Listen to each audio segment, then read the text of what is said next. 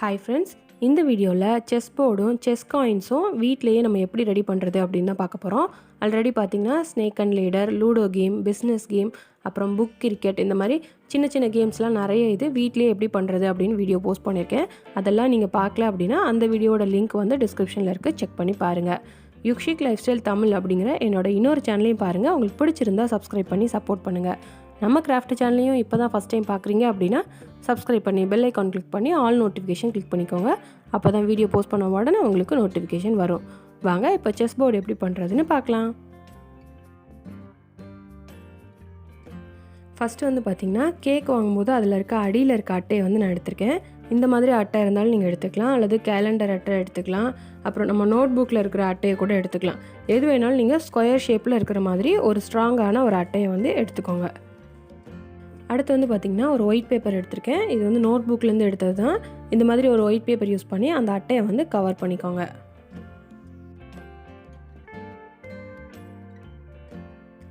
இந்த மாதிரி நம்ம ஒயிட் பேப்பர் வச்சு ஒட்டினதுக்கப்புறமா இதில் வந்து சுற்றிலும் அந்த ஸ்கொயர் ஷேப்புக்கு வந்து ஒரு அவுட்லைன் வந்து ஃபஸ்ட்டு பென்சில் யூஸ் பண்ணி வரைஞ்சிக்கலாம்.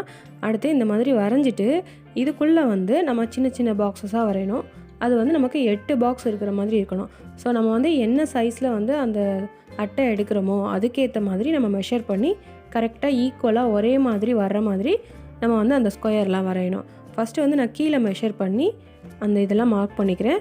அப்புறம் சைட்லையும் நம்ம மெஷர் பண்ணி மார்க் பண்ணிவிட்டு அதுக்கப்புறமா இது எல்லாத்தையுமே ஃபஸ்ட்டு பென்சில் யூஸ் பண்ணி அழகாக வரைஞ்சிடலாம். வரைஞ்சிட்டு அதுக்கப்புறமா இதை வந்து ஸ்கெட்ச் பென் யூஸ் பண்ணி கலர் பண்ணிக்கலாம்.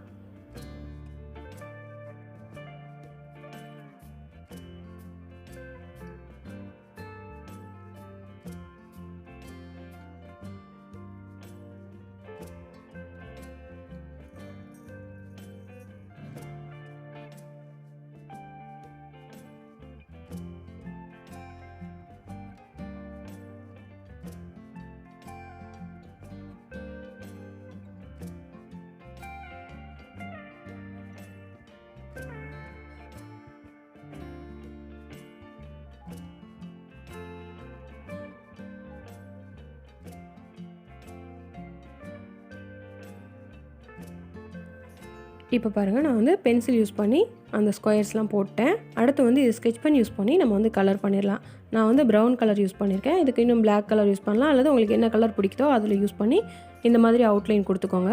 அந்த சைடில் இருக்க அவுட்லைனை மட்டும் நல்லா டார்க்காக கொடுத்துக்கோங்க. அதுக்கு அடுத்ததாக இதில் வந்து ஒவ்வொரு ஸ்கொயர் விட்டு விட்டு நம்ம இந்த மாதிரி கலர் பண்ணணும். ஸோ அதுக்கு வந்து நான் brown colour sketch pen use பண்ணியே இதை வந்து கலர் பண்ணிட்டேன். இதுக்கு நீங்கள் கிரேயான்ஸ் யூஸ் பண்ணி கூட கலர் பண்ணலாம். ஏன்னா நம்ம மேலே காயின்ஸ் மட்டும் தான் வைக்க போகிறோம். ஸோ அதனால் இந்த மாதிரி ஸ்கெட்ச் யூஸ் பண்ணலாம், கிரேயான்ஸ் யூஸ் பண்ணலாம், கலர் பென்சில் யூஸ் பண்ணலாம், எது வேணாலும் யூஸ் பண்ணி இந்த மாதிரி கலர் பண்ணிக்கோங்க. வீட்டிலேயே ஸ்கெட்ச் பென் எப்படி ரெடி பண்ணுறது அப்படிங்கிற வீடியோ கூட போஸ்ட் பண்ணியிருக்கேன். ஸோ அந்த மாதிரி கூட நீங்கள் ஸ்கெட்ச் பென் வந்து வீட்டிலேயே ரெடி பண்ணி இதில் வந்து யூஸ் பண்ணிக்கலாம். இப்போ பாருங்கள், எல்லா ஸ்கொயர்லேயுமே நான் வந்து கலர் பண்ணியாச்சு. அதாவது ஒன்று விட்டு ஒன்று ஒவ்வொரு ஸ்கொயர்லேயும் வந்து கலர் பண்ணியிருக்கேன். ஸோ இந்த மாதிரி ஈஸியாக நம்ம வந்து செஸ் போர்டு வந்து ரெடி பண்ணிடலாம். அடுத்து இதில் காயின்ஸ் நம்ம ரெடி பண்ணணும். அதுக்கு பார்த்திங்கன்னா ஃபஸ்ட்டு ஒயிட் பேப்பர் எடுத்திருக்கேன். ஒயிட் பேப்பரில் வந்து அந்த காயின்ஸ் எல்லாத்தையுமே நம்ம வந்து வரைஞ்சிக்கணும். ஸோ ஈஸியாக சிம்பிளாக இந்த மாதிரி வரைஞ்சிக்கோங்க. இதே மாதிரி கூட நீங்கள் ஈஸியாக வரைஞ்சிடலாம். ஸோ இந்த மாதிரி வரைஞ்சிட்டு இது எல்லாத்தையுமே நம்ம வந்து ஒரு அட்டையில் வந்து ஒட்டிடலாம். இதில் வந்து பார்த்திங்கன்னா நம்ம யூஸ் பண்ணக்கூடிய ஒவ்வொரு காயின்ஸ்க்கும் ஒவ்வொரு மாடல் வந்து வரைஞ்சிருக்கேன். ஸோ இது எல்லாத்தையுமே நம்ம வந்து இப்போ அட்டையில் ஒட்டிடலாம். ஒட்டிட்டு இதை வந்து நம்ம தனித்தனியாக கட் பண்ணி எடுக்கணும். ஸோ அதனால் நீங்கள் வந்து கார்ட்போர்ட்லேயே ஸ்ட்ரைட்டாக வரைஞ்சிட்டு கட் பண்ணியும் எடுக்கலாம்.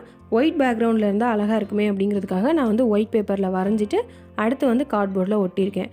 ஸோ இந்த மாதிரி நம்ம வந்து இதை ஒட்டிட்டு தனித்தனியாக கட் பண்ணி எடுத்துடலாம்.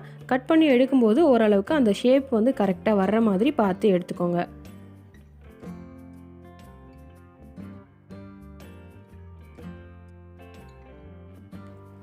இப்போ பாருங்கள், அந்த காயின்ஸ் எல்லாமே நான் தனித்தனியாக கட் பண்ணி எடுத்துட்டேன்.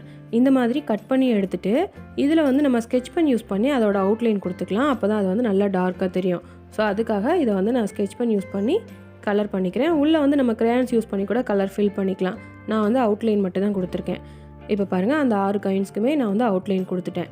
அடுத்து வந்து கார்ட்போர்ட்லேயும் சின்ன சின்ன சர்க்கிளாக, அதாவது ஃபெவிகால் பாட்டிலோட மூடி இருக்கும்ல அந்த அளவில் வந்து நான் வரைஞ்சி கட் பண்ணி எடுத்திருக்கேன். இதில் வந்து இந்த காயின்ஸ் எல்லாத்தையுமே நம்ம சேர்த்து வச்சு ஒட்டிடலாம். இதுக்கு வந்து நான் ஃபெவி பாண்ட் யூஸ் பண்ணி ஒட்டுறேன்.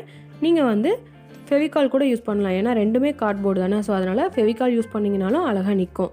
ஃபெவிபாண்ட்னா டக்குன்னு உடனே ஒட்டிடும், அதுக்காக நான் ஃபெவிபாண்ட் யூஸ் பண்ணியிருக்கேன். ஃபெவிகால்னால் நீங்கள் கொஞ்சம் நேரம் அதை நல்லா டைட்டாக பிடிச்சிக்கிட்டீங்க அப்படின்னா அது வந்து நல்லா நின்றுக்கும். ஸோ இந்த மாதிரி ஈஸியாக நம்ம வந்து செஸ்ஸுக்கு காயின்ஸ்லாம் ரெடி பண்ணிடலாம்.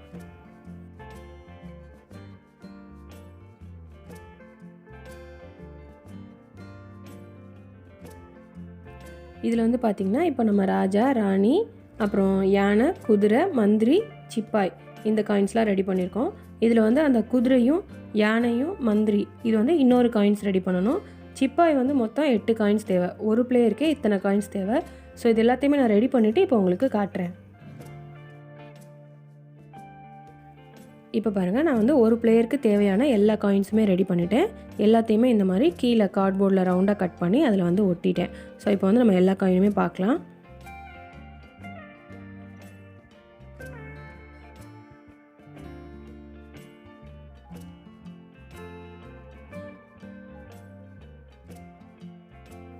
இந்த மாதிரி நம்ம எல்லா காயினும் ரெடி பண்ணிவிட்டு இதை வந்து இப்போ நம்ம செஸ் போர்டில் வரிசையாக அடுக்கி காட்டுறேன்.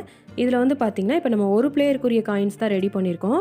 இந்த காயின்ஸ் எல்லாமே நம்ம ஒரே கலர் ஸ்கெட்ச் பென் யூஸ் பண்ணி வரைஞ்சிருக்கோமா. அப்போ இன்னொரு பிளேயருக்கு இதே மாதிரி நம்ம காயின்ஸ் ரெடி பண்ணும்போது அதுக்கு வந்து இன்னொரு கலரில் ஸ்கெட்ச் பென் யூஸ் பண்ணி அவுட்லைன் கொடுத்துக்கோங்க. அப்போ வந்து நமக்கு இன்னொரு பிளேயரோட காயினும் நமக்கு டிஃப்ரெண்ட்டாக தெரியும். ஸோ இந்த மாதிரி நம்ம 2 பிளேயருக்கு தேவையான காயின்ஸும் ரெடி பண்ணிக்கலாம்.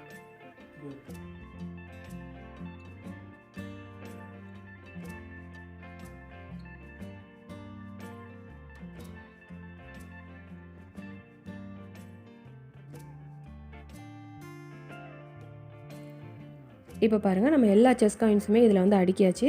இந்த காயின்ஸ் எல்லாமே நம்ம பிடிச்சி நகட்டுறதுக்குமே ஈஸியாக இருக்கும்.